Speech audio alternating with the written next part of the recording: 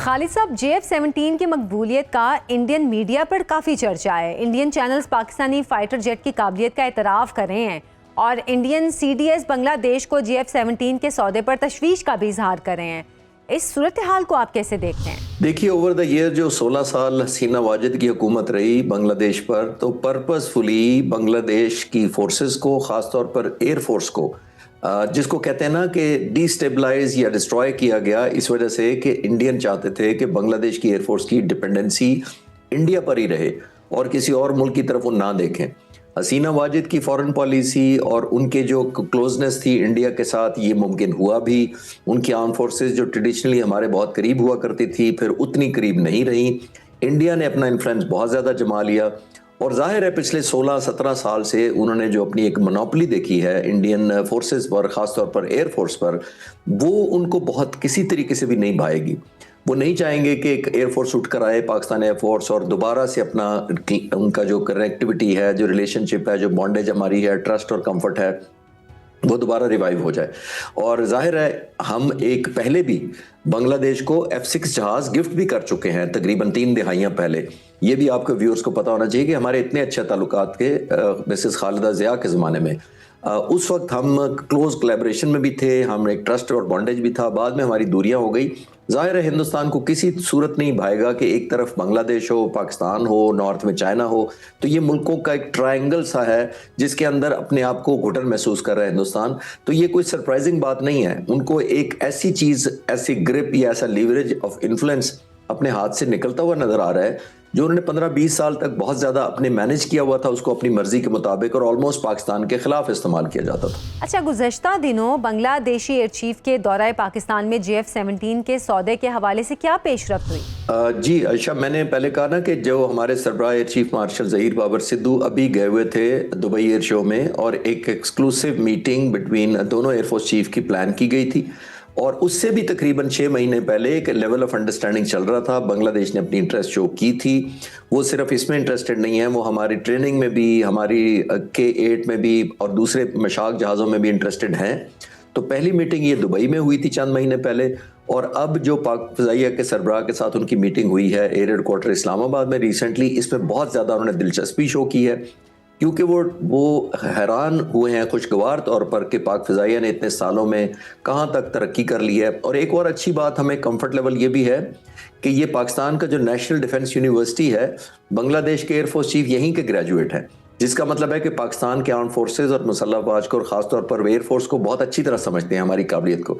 लेकिन अभी जो दौरा उन्होंने किया है, मुझे कंफर्म हुआ है मेरे कांटेक्ट से कि बहुत ज़्यादा वो इम्प्रेस थे पाक फ़ज़ाइया की डेवलपमेंट से। एक तो मई 2025 में जो परफॉर्मेंस दिखाई हमने अल्हम्दुलिल्लाह, उसके बाद आपने देखा है कि हमारे जहाज़ JF-17 थंडर की धूम है। तो वो एक रिप्यूट या इमेज हमारी एयरफोर्स का और इस जहाज़ का पर्टिकुलरली हुआ है, तो वो बहुत कीन है इसको आगे लेकर चलने में। इंशाल्लाह आने वाले वक्तों में कॉन्ट्रैक्ट भी साइन होना चाहिए चंद हफ्तों या चंद महीनों के अंदर।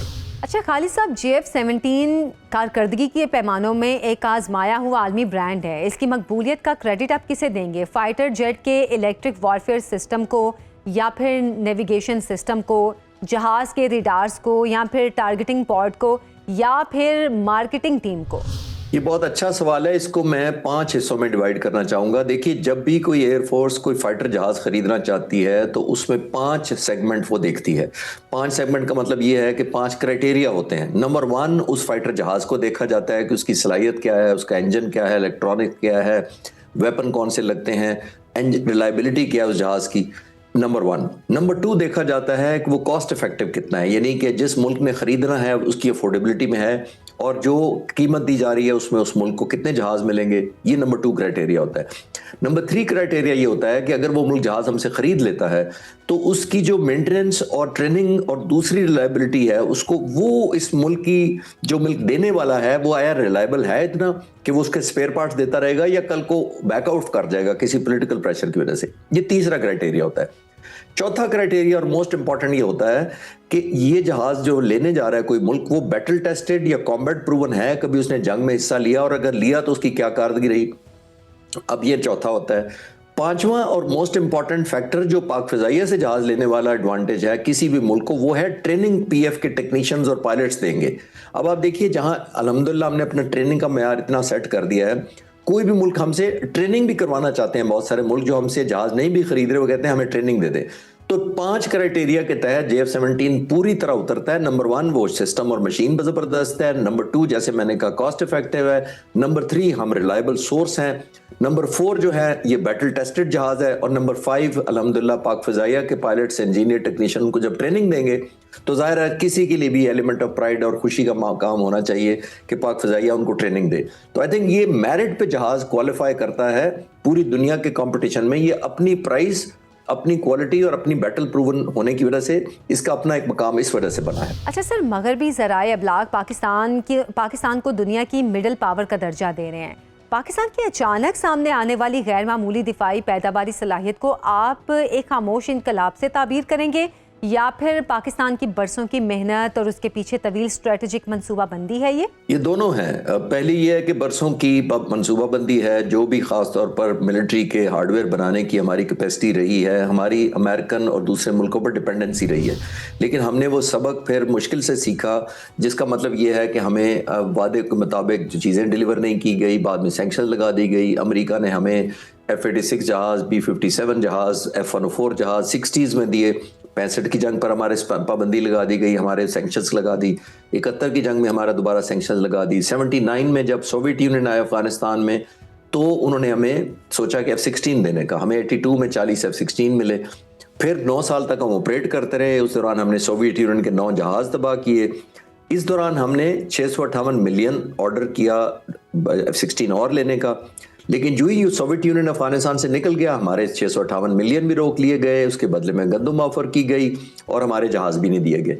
तब हमने उसके 6 साल बाद 1995 में ये सोचा कि ये तो हम फॉर एवर पाबंदियों का, सैंक्शंस का इसका सामना करते रहेंगे। तब ये जहाज बनाया था। तो आप इमेजिन कर ले 30 साल की मेहनत है। तमाम सरबराहान को, लीडरशिप को और इंजीनियर्स और टेक्नीशियन और पायलट्स को एक क्रेडिट जाता है कि 30 साल रिकॉर्ड मुद्दत में इस वक्त पाक फ़िज़ाइया में तकरीबन 200 JF-17 थंडर है। और इसका कंपैरिजन इंडिया से कर लें, उन्होंने 1985 में कंसीव किया था जहाज़ बनाना, तेजास, जो अभी दुबई में क्रैश किया था।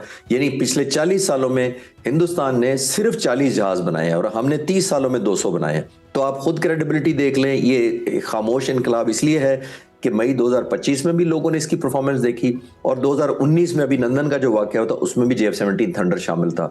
तो over the period of time इस जहाज ने भी, पाकिस्तान एयरफोर्स ने भी और हमने एक साबित किया है कि ना सिर्फ हम मैन्युफैक्चरिंग पॉइंट ऑफ व्यू से एक ज़बरदस्त मशीन है, बल्कि इसकी परफॉर्मेंस भी ज़बरदस्त है। इस वजह से ये नए रिकॉर्ड कायम किए हैं और एक नया हमारा इमेज बिल्डिंग आर्म फोर्सेज की ओवरऑल हुई है। खासतौर पर जो एयरफोर्स का इक्विपमेंट है उसमें दुनिया की बहुत दिलचस्पी बढ़ी है। अच्छा, पाकिस्तान एयर दुनिया की वाहिद फोर्स है जो अपने हथियार खुद बना रही है, ये बड़े एजाज वाली बात है। क्या इसकी वजह हमारे महदूद मसाइल और दिफाई सतह पर लामहदूद जो चैलेंजेस थे जिनकी वजह से हमने भारी पत्थर उठाया, ये सब है? देखें, दुनिया में तकरीबन 192 मुल्क हैं। ये वाहिद एयरफोर्स है पाकिस्तान की जो अपना जहाज खुद बनाती है, जिसका मतलब है कि आम तौर पर दुनिया में जितनी भी जहाज बनाने वाली कंपनियां हैं, चाहे वो F-16 हो, चाहे F-35, वो प्राइवेट कंपनियां होती हैं। वो प्राइवेट कंपनियां अमेरिकन हो, रशियन हो या चाइनीज़ हो, वो बनाती हैं। ख़ासतौर पर अमेरिकन जो कंपनियां हैं उनका एक गवर्नमेंट के साथ एग्रीमेंट होता है कि जब वो जहाज़ बनाएंगी तो वो एक्सपोर्ट सिर्फ उन मुल्कों को करेंगी जिसकी अमरीकी हुकूमत इजाज़त देगी एक्सपोर्ट करने की। तो इसका मतलब ये हुआ कि प्राइवेट कंपनियां बनाती हैं, गवर्नमेंट अप्रूवल के बाद वो एक्सपोर्ट या सेल करती हैं। लेकिन यहाँ ये यूनिक केस ये है कि एयरफोर्स खुद फाइटर एक अपना जहाज बना रही है और ये दुनिया में कभी नहीं हुआ। पहली बात, हमें एडवांटेज उसका ये है कि हम अपने, क्योंकि इंजीनियर्स, टेक्नीशियन और पायलट से कोऑपरेट करते हैं, तो हम उस हिसाब से इसको ना सिर्फ डेवलप कर पाए हैं बल्कि हम इसको मॉडिफाई और अपग्रेड भी करते रहते हैं। अभी ब्लॉक 1 से शुरू हुआ था ये जहाज। 1985 जब लॉन्च किया हमने तो ऑलमोस्ट ये कोई 2003 से लॉन्च हुआ था और पिछले 12-14 सालों के अंदर आपने देखा कि जहाज ब्लॉक 1 से लेके ब्लॉक 2 से लेके ब्लॉक 3 तक पहुंच चुका है और अब ब्लॉक 4 की तैयारियां हो रही हैं। तो मैं कहना ये चाह रहा हूं कि आप जब खुद जहाज बनाते हैं तो एक तो आप ब्लैकमेल या प्रेशराइज नहीं होते, आप पर सैंक्शन नहीं लगाई जा सकती, फिर आप अपनी ज़रूरत के तहत उसमें अपग्रेडेशन या मॉडिफिकेशन कर लेते हैं। और मोस्ट इंपॉर्टेंट, जैसे मैंने कहा कि आपने जब कॉम्बैट एम्प्लॉयमेंट करते हैं तो अपने सबक सीखकर इसको और इम्प्रूव करना चाहते हैं, वेपन अपग्रेडेशन करना चाहते हैं। जैसे मैं मिसाल दूंगा कि PL-15 और आइसा रडार इस पर ब्लॉक 3 में अपग्रेड कर दिया गया है, जैसे J-10C का है। तो अब ये जहाज़ भी अल्हम्दुलिल्लाह उतना ही काबिल और पोटेंट और लीथल है जितना J-10C है missile firing point of view से।